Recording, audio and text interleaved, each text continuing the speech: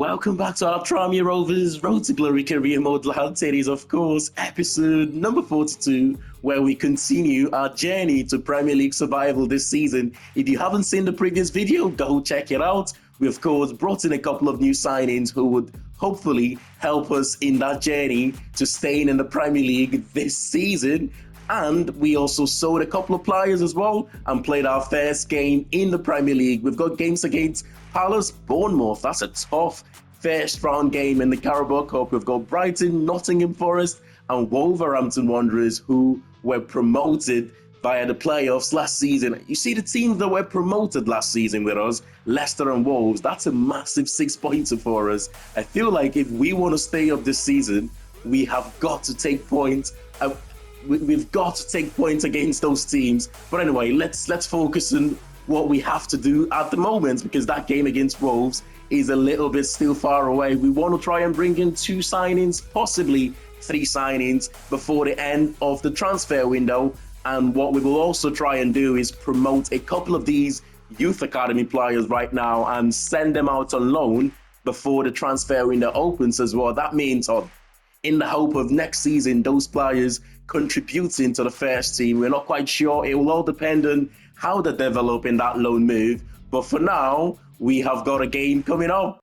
Sometimes one of the most difficult things about trying to keep your save realistic is the AI squad building. It can be ridiculous. It makes it so unfair. You're sticking to some rules in terms of your signing, but the AI can just go out there, and sign a player for 80 million pounds. A team that are supposed to be fighting for relegation can do crazy things like that. But Palace have got the Kuiper there, one of the defenders. They've got Nathan Ake, really good back five. I'm quite confident that defensively we're going to do all right this season. One of the things I'm worried about as Mbeumo goes through there, shots on target, 8 minutes into the game. One of the things I'm worried about this season is, are we going to do enough going forward? Are we going to score enough goals to stay up this season? Keeper will come out and gather that one. I think we're going to do, in terms of goals conceded, we could well end up in the top 10 teams for the least amount of goal conceded. That's a good pullback. But Kone just can't get it on target.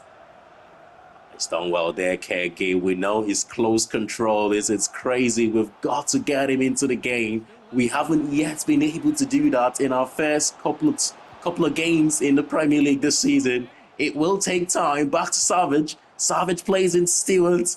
We're going to need the runners from out wide. He's giving us that option. Harvey Vale. The shot's blocked there by the centre-back of Crystal Palace. We've got a corner though. And Phillips here is substituted for Crystal Palace. Substitutions of our own. We're bringing in or taking on the likes of Webster, Lauritsen, Mulligan is coming on, fresh legs. And Caleb Parkin is also coming on in midfield. If this game continues going on like this, we could well earn ourselves our first point here, maybe a couple of points, because Palace, other than the first opening few minutes, they haven't really troubled us. Can't give. There was a little bit of space to carry on going. Oh, we have been the better team. Just like I felt we were the better team against Brentford in our first game of the season. We have been the better team here against Palace. Over the top, well defended there. It's well and good being the better team. At the end of the day, the only thing that matters is how many points did you pick up from the game. And I feel like as well as we've played in this last couple of games, it could be much better in terms of we could have taken a point against Brentford. We might well could have taken maximum points in this game. But I think that final opportunity for Palace there, they've got a corner though, so maybe not the final opportunity. Might just have squared things up in terms of the balance of the game. I think giving that opportunity just before the end, a draw is just a fair result on both teams. But other than that chance at the end and the chance at the start of the game for Mbeumo, we have been the better team in this game, but no goals to show for it. It's looking like we could struggle to score goals this season, but it's only our second game. Interesting that we've got a loan offer here for Joseph Goodwin. I think that's from Las Palmas. It looks like it is Las Palmas and the Spanish side. I will consider sending him out on a season-long loan. He's 72 rated. He's a left footer. Although he's a right back, he will slot in quite well in that left back position, but it just doesn't feel right in game. Sometimes the overall of the player doesn't necessarily matter for me. Arthur Stewart feels so much better than him in that position, and I have tried him 1 or 2 times. It just doesn't quite feel right, but we will loan him out only if we bring in a new left back. But now that we've played our first game in today's episode, and we've also picked up our first points in our Premier League season, what I will do is promote 1 or 2 of these youth academy players.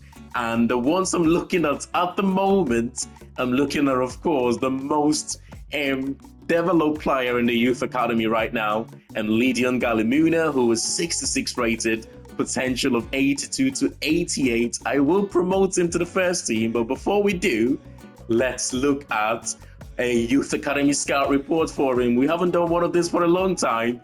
What have you got for us then? Lydian Galimuna, who is a winger, a wide player. Physically, he's got well-rounded physical attributes, very athletic up and down the wide positions. He's got a great acceleration in him that allows him to get away from his man. 8 out of 10. Technically, he can improve on his ball control in tight positions. He links up well with the strikers though, which is good to know. Crosses needs to improve their attacking. He's more of a goal-scoring wide player, excellent in making those late runs into the box from wide positions. That's good to know. He can improve on his creative side of the game. Academy's top scorer as well. In terms of his work rate, he works hard from the first to last minute. Great engine on him, and natural ability in winning the ball back. Well, that is good to see. How is his finishing then? Oh, that's silky. Just bend one to the far post. You like to see that from your wingers, don't you? That's the work rates that we're talking about. Winning possession back for us. But he lays the ball out wide. He makes the run into the box. That's the late runs into the box that he likes to make. Oh, look at that change of pace, man. Look at that. It's like he's on the playground right now against these youth academy players. Look at that again. Little Messi here, little cheeky dink as well past the goalkeeper. Ah, that's a lovely finish. That's the best one so far. It looks like we might have a good player in our hands here. How is his one-on-one with the keeper? Oh, that's beautiful. Gave the keeper the eyes there. Look at the pass. Plays his teammates and behind, who goes on to score from him. Picks the ball deep again. He finds his man. That's an excellent pass. Here we go, son. You've ended. You've ended our call up to the first team. Let's give him a quick promotion here. I'll go on to sort out his boots shortly and his squad number as well. Now, the second player in the academy that we will look at is Bas de Kooning, 89 to 94 potential. I'm hoping he comes up with a potential to be special status. He's still only 16 years of age. The plan is to send him out on loan just as Galimuna, and let's see how both players develop on loan. But in the meantime, let's take a look at a quick scout report for him as well. Here's our goalkeeping prodigy from the Netherlands, Bas de Kooning. Shot stopping is an excellent shot stopper and makes different types of save when called upon. At 16 years of age, he's showing great potential to go on and become one of the very best shot stoppers. And he's quite static on his line in terms of defending crosses. He needs to improve on that. That's good to know. And distribution-wise, he's comfortable on the ball, especially on short passes. Capable of mixing it up, though, when he has to go long. 1v1 goalkeeping, decisive when against an attacking player. Tends to come out, make himself big, and puts his opponent off. That's good to know. That distribution, though, not with his feet that time, but with his hands. Oh, a little shaky with the shots there, but he gathers at the end. Oh, big punch out for a corner. You want to see that from your goalkeeper though. When they punch the ball as far away as possible. Good double save there. I mean, he's looking quite good in the academy, isn't he? Still only 16 years of age. Let's not forget. Oh, that's a big save. He doesn't push it out wide enough though. Distribution, you know what? That's good enough for me. He's not quite a complete goalkeeper just yet. Obviously, he's 57 rated, but I do honestly believe if we stick around for the next 2-3 seasons, he will go on to be our #1 goalkeeper with that potential. He's 6'2", he's left-footed, let's go on and promote him to the first team and sort out his boots and squad number once more. And so, following up with the plans, Baz the Coonan now on a loan list, new pair of boots for him, and the number 31 shirts. Let's hope we can send him out on loan before the summer transfer window closes. Exactly the same for Galimuna, who is actually showing great potential. Number 32 shirts, new pair of boots, and is now added to the loan list. And guess who else has got a new pair of boots? It is Kergib. I've been thinking about changing those red or orange boots he's had for a while now, but at the same time, I did not want to jinx the fact that he's been scoring goals for us. But this season, he's yet to score a goal or yet to get an assist in 2 appearances in the league. He's got himself a new pair of boots. Let's see if that can kick him into goal scoring form for the season. I'm quite superstitious like that.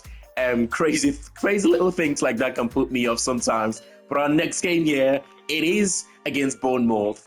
I know this is a different competition, the Carabao Cup, but what I want to see in this game, I want to see us build on that performance against Brentford. I thought we were fairly decent against Brentford. Yeah, it's the Premier League against Brentford, and this is the Carabao Cup, but it will still be really nice to get a win here and progress to the next round. This is probably one of the strongest starting 11s that we have put out in the early stages of a cup competition. Buckley starting goal for us. We did say he was going to be our backup goalkeeper for this season. I mean, the last time he played Buckley, that was the game against Arsenal. Was it Arsenal or Nottingham Forest a couple of seasons ago? And that was in the Carabao Cup, I believe, before we decided to send him out on loan. Oh, that's a good ball. Is he onside? He's just offside there. Tell you what, I've been impressed with how we have built up from the back from this game, especially from that left-hand side. Harvey Vale keeps making that run on the left-hand side. He goes for the dink cross, though. You're never going to score from those, let's be honest. Headers are so broken. I know I keep on saying this.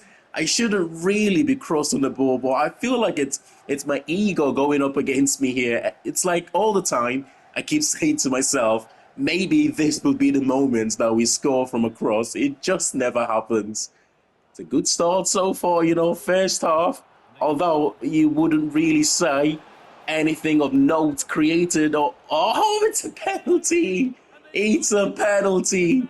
The Bournemouth defender is just dived in there with a big slide tackle. He did win the ball, though, a little bit soft, I've got to say. It's just, he won the ball, but the follow-through, I've just clipped him, hasn't he? Harvey Vale has won the penalty for us. Let's go for the dink down the middle here. Richard Coday gets his first goal of the season. Hopefully, that is enough to send us to the next rounds of this competition. It's still only the first half down. We've got to be careful in this game. Substitution here, Altara coming on to replace Brooks for the remainder of the game. Bournemouth haven't really accessed too much questions in this game, let's be honest. Bale goes inside to Mulligan. Mulligan will try and bend one to the far corner. It's a big save from the goalkeeper. Again, our midfielders I've really been impressed by in this game. The way we have built up from the back, moving the ball from left to right, created quite a couple of chances in this game. I know we scored from the penalty, but if things had gone our way, we might have scored one more. Oh, we've worked the corner quite well. I think that was Kone, just narrowly off target. Come on, Bournemouth are beginning to get into the game here. And it's a little bit worrying when this happens. Oh my God, he's hit the crossbar. Buckley was nowhere close to that one. I'm not quite sure who that is that got the goal for them. I think it's... I don't even want to say his name. I know I'm going to butcher it, but it's a good goal there. I mean, they hit the crossbar rather. Goalkeeper made a great save, but he's got an easy tap in there. Kulumendo, I think. That's it. It's going straight into penalties, this one. We played so well for most part of the game, but when it really mattered, the last 15 minutes of the game, we just couldn't hang on to take all the, I want to say to take all the 3 points, but it's not the league game. We just couldn't hang on to do enough to secure the 1-0 victory. Richard Kone goes for the cheeky cheap again, twice on the same game. You've got to have balls of steels to be able to do something like that. And the goal scorer for Bournemouth also converts his penalty. That is the 2 goal scorers in the game, scoring from the spot. Adamson finds the top right-hand corner there for us. Here is scored. Buckley dives the wrong way, bottom right-hand corner. And it's 2-2 on penalty shootout so far. Henry, we are going to go bottom right-hand corner. The goalkeeper static in the middle, expecting us to go for the dink again. It's a big save from Buckley. He guesses right to the bottom left-hand side, and he makes a big save for us. There is Mulligan. So much pressure on that penalty. If he should miss, Traore, the Bournemouth's number 7, we are going to the next round. Traore goes top right-hand corner. And that means we need to score. It's the skipper. It's Leo Connor stepping up to take the most decisive penalty here. Have you got the bottle? He's gone for the cheeky chip again. 3 times in this game, we have gone for the dink down the middle. And we will do enough to go to the next round, to the Carabao Cup. Good performance in the first half, good performance earlier on in the second half, but we went on to get the job done on penalties. I think it's time to bring in our third signing of the season, then it will be a centre-back. So far, we're actually looking quite good defensively. However, I still think the left-sided centre-back position could do with a little bit of strengthening right now. I mean, I'm leaning towards a left footer if we can. I do like Caleb Taylor though, who is 6'6", the man mountain, excellent recovery pace. He's okay on the ball as well. The likes of Chris Metham, Nat Phillips and Jan Bednarak, all Premier League experience, will bring a lot of qualities to this team right now. Much needed experience that we need. My only issue with all 3 players is that they're all on over 40 grand, which that would break our wage structure, and that's not something we're looking to do, which it's a shame really. The fact that we've got such a strict policy for wages, it helps keeps the career mode realistic, if you know what I mean. We've also got the likes of Jose Cordoba. Wages not necessarily a problem, from Norwich. At 6'2", he's quick. He's also good on the ball as well. Exactly the same profile to Lewis Gibson, who is an overall rating better, 75 rated, left-footed again. He's 28 years of age, he's quick, he's good on the ball, but I'm leaning towards Maxim Dekar at the moment, who is 6'3". He's also, in terms of quality on the ball, he's one of the best options that we have got, and that would allow us to build out from the back. He also looks, he's got good pace, good recovery pace there. He's got good strength. He's 6'3", 24 years of age. I think he might just get a little bit better as well. I mean, centre-backs from the French league, they tend to do quite well in the Premier League, don't they? And signing him from Nantes in the French league, that would make sense. The likes of Louis Binks and McNulty, ideally, would have been my preferred option. But the fact that you're 76 rated, that would break our road to glory rule that we cannot sign a player that is higher rated than 75 overall in our first season in the Premier League. Murphy would have been an excellent loan signing for us, but I'm not sure why Newcastle would not loan out the young centre-back who's their 4th or 5th option at the moment. I would think they have got cup competitions that they want to try and focus on. So it does make a little bit of sense. But let's go for Maxim Dekar here. I think financially, wages, and the fact that he's 24 years of age, 6'3", it makes a lot of sense. And like I said, he is quick, he is good on the ball, and I think he will slot in quite nicely in that left-sided centre-back position for us. Let's get this one sorted. Our record signing still remains Charlie Savage from Reading this season, £4.8 million. They're asking for £3.35 million, just over his market value here. I think we can get it done here for £3.2 million. Okay, this might take a while. I ideally don't want to pay more than his market value. If we have to, then don't get me wrong, I will still get the deal done. But if we can't avoid paying more than £3.2 million, we will get it done. Okay, it's only 50k more. Let's just get it sorted. I know there's still room for negotiation there, but we don't want to waste any more time. Ladies and gents, it's all signed, sealed and confirmed. Maxim Dekar joins Tranmere Rovers for just over £3.2 million, which is his market value. Dutch centre-backs, by the way, they tend to do quite well in the Premier League. I think if you ask anyone who's watched the Premier League long enough, their top 10 centre-backs ever in the Premier League, I'm sure 2 Dutch centre-backs would pop up there, the likes of Virgil van Dijk, and you also had, of course, the big man that played for Manchester United. Why have I just forgot his name? How did I forget about Jaap Stam? But yeah, Jaap Stam is the one I was talking about. And actually, some people might put both centre-backs in their top 5 ever best centre-backs in the Premier League. I mean, I'm not saying Dekar is going to be as good as any of those 2 players, but if he can make the difference for us and help us stay up this season, that would be price tag justified. We look better defensively now, don't we? I've decided I'm going to keep Joseph Goodwin for the season. I'll change his position to a left back, and he will be a starter for us, and that would leave Arthur Stewart as our backup for till at least the January transfer window. I don't want to think too far ahead and say until the end of the season. Lee O'Connor will remain our club captain for the season.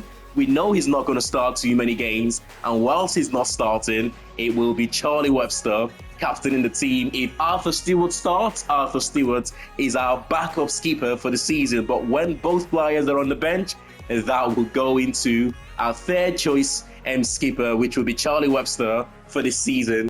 If you actually look at all the Premier League teams that we have played till date, that includes this season in the Premier League and in previous seasons in the cup competitions, your Arsenals, your Nottingham Forest, Brighton are the only team that have made us look quite poor. And as we know, on this game, they tend to have really good score. The last time we played them, they still have Declan Rice and Frankie de Jong in midfield, Rico Lewis and Nuno Tavares as their fullbacks. For us, Maxime Dekar makes his debut here. I was impressed with Joseph Goodwin in the previous game in the cup to give him another run here. I mean, Brighton are a difficult side. I mean, it's one of those teams where, actually, one thing I did notice from playing against them the last time, they don't like keeping hold of possession too much. But if you give them chances on the break, I remember at the time when we faced them, good save there from the goalkeeper, they had an Hendrick up front who was a handful in that game. Probably have sold him. That was 2 seasons ago, wasn't he? Humphrey stepping up there, excellent interception. Back in possession, he goes inside to Cairgib, a player that we need to start getting into games. Cairgib, it's been difficult for him so far in the start of the league, but it's still a long way. I'm sure he will get used to this division. I'm not quite sure how that wasn't a yellow card for Brighton, by the way. I thought he was definitely going to be a yellow card. Zimmers, the shot's blocked. Oh, Webster just not getting there first. You need to be stronger, especially in this division. Top corner, and Brighton take the lead here. And Cordoba would run to his gaffer and celebrate with him. That was an unfortunate goal to concede, wasn't it? Charlie Webster just not being strong enough, losing possession. Oh, he's offside. He will find the back of the net, but I'm sure he's offside there, as the linesman flag have gone up just to show he was an offside. It's been all Brighton in this game, man. It's been all Brighton, and if anyone is going to score the second goal, it's the team in white and blue. Maxime Dekar with an excellent block there. Back to Nuno Tavares. Tavares to the goal scorer, Cordoba. And once again, Bergstrom makes a big save to keep us in this one. We will hang on to the end of the first half. Yeah, no, you can't give away possession like that. You cannot give away possession like that. I think that was Moran with the shot on target. They must have had about 4 or 5 shots on target so far in this game, as Moran picks up a yellow card there for the terrible slide tackle off the ball. The first half will finish 1-0. It should have been 2-3-0 to Brighton.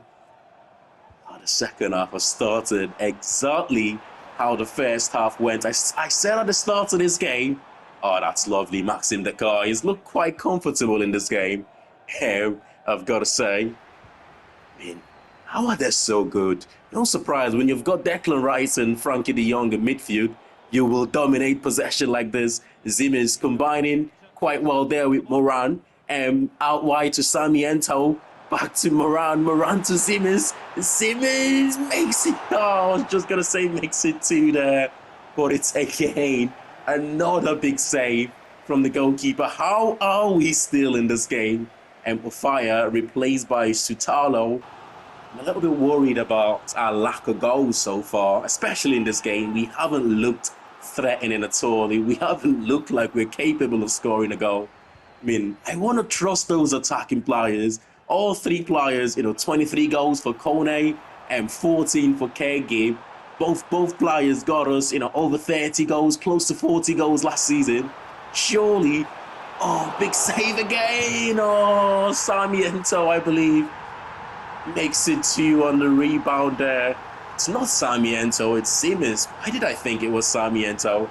But the goalkeeper made once more a fantastic save, but it taps it home. It's going to finish 2-0 to Brighton. We just didn't look like... It was men against boys in this game. We just didn't look like we were capable of, causing Brighton any trouble. But like I said, I want to trust in that forward 3. I think we have got goals in that forward 3. It's just going to take a little bit of time to gel this season. It's another defeat in the league. We've got Galimuna heading out on loan here to Hull City, who are in the championship right now. Good move for him, and dropping down to the championship. That will see him get some much needed first team minutes. And I do hope he comes back a better player. It's not looking too good for us right now. Poor start to the new season as we expected, really. It's the Premier League.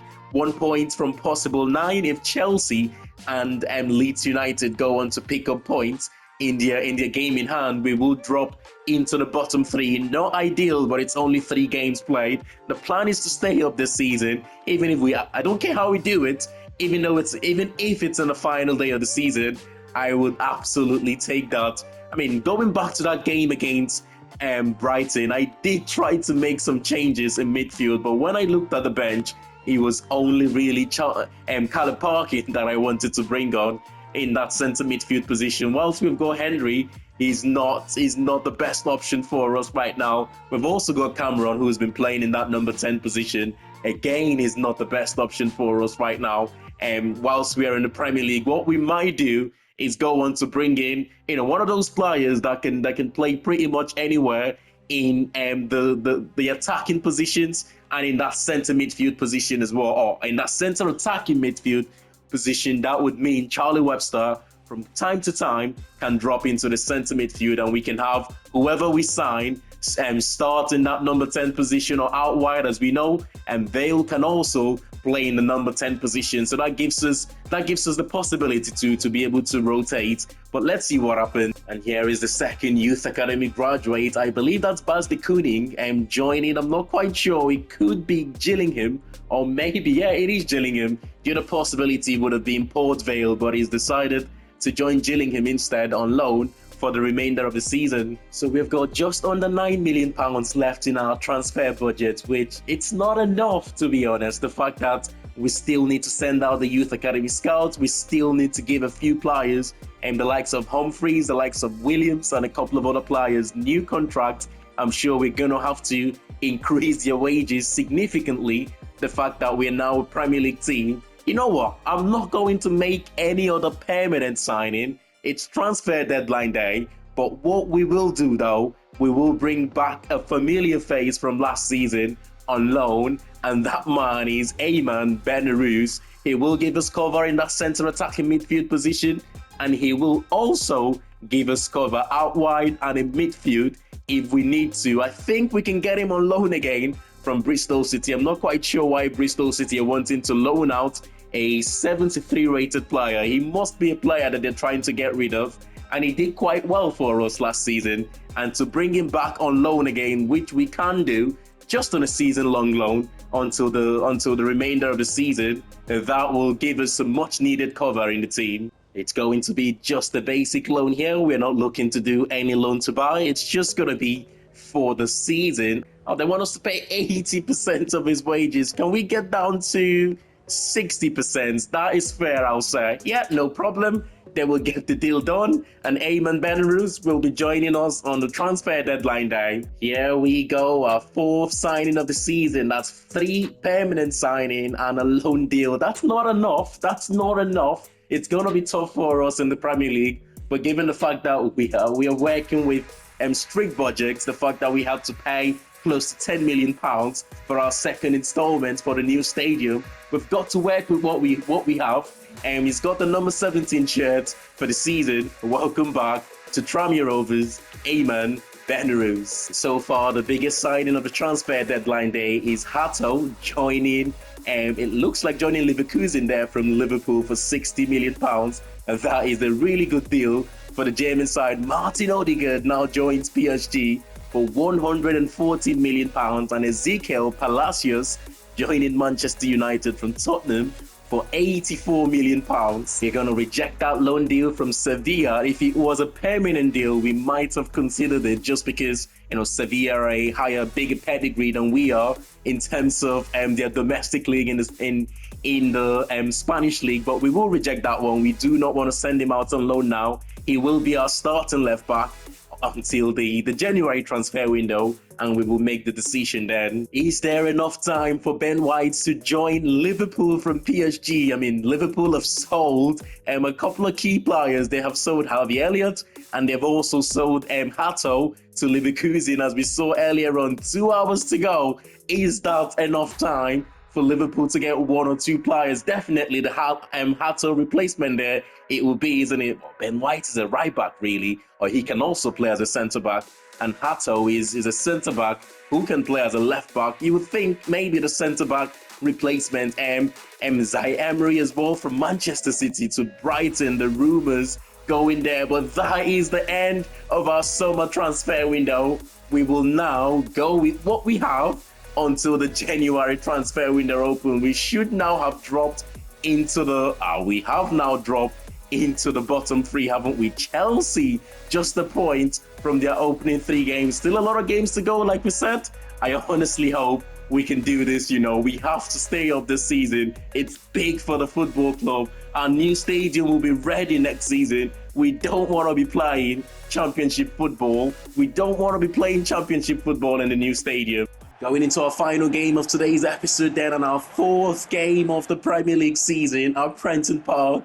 We're still looking for that first win in the Premier League, and we're still looking for the first goal in the Premier League. We're yet to score in the Premier League this season, and that could well be our Achilles heel. But Bergstrom starting goal, Humphries and Dakar as the 2 centre-backs. You've got, of course, Richard Kone starting up front, and Forest here. Let's see how the line-up. Romano in goal. They have got Egan Riley as one of the centre-backs there. Danny Olmo in the number 10 position.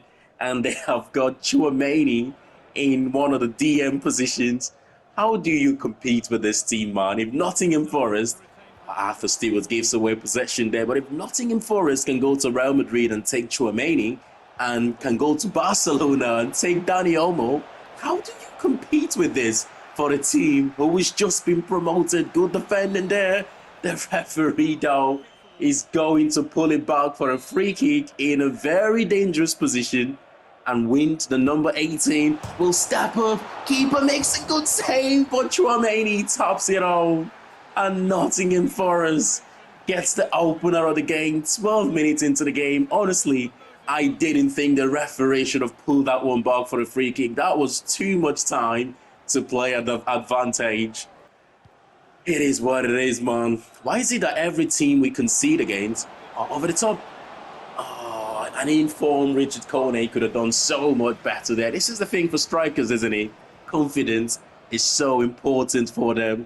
The fact that he started the season quite slow. Yes, he scored in the Carabao Cup against Bournemouth, but in the league, he's yet to get those chances that we need to create from him. For him, we know he can finish. Pull back here to Richard Kone. Harvey Vale with the assist. And to be fair, our only attacking player that has looked threatening this season, Harvey Vale, gets the assist for that man, Richard Kone. We've just been talking about him a few seconds ago, saying for a striker, you need that confidence to be able to bang goals, but he's got the first one here. Come on, we've not only got our first goal of the season, it's probably the player that I would want to get the goal as well, Richard Kone. I mean, like I said, for a striker, scoring goals means a lot to them. If he goes on and scores a few more for us this season, the target is 10 goals.